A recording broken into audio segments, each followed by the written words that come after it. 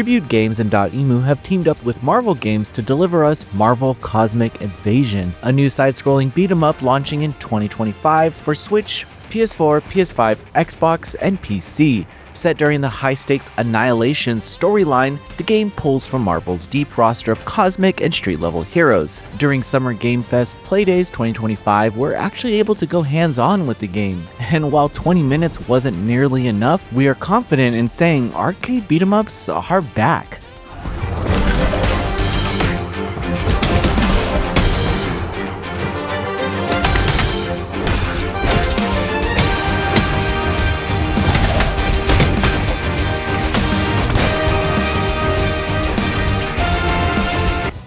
Tribute Games has proven itself a leader in the pixel art revival scene, and their latest project looks to carry that momentum forward with slick animations, tight combat, and an unmistakable respect for the classic arcade brawlers.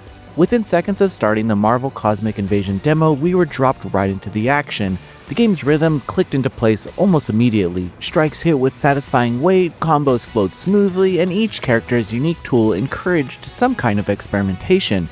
I went with Wolverine because I knew he would make me look the coolest with the developers watching. There's just a consensus that I feel like Wolverine is always an OP melee character, and that's all I cared about in this situation.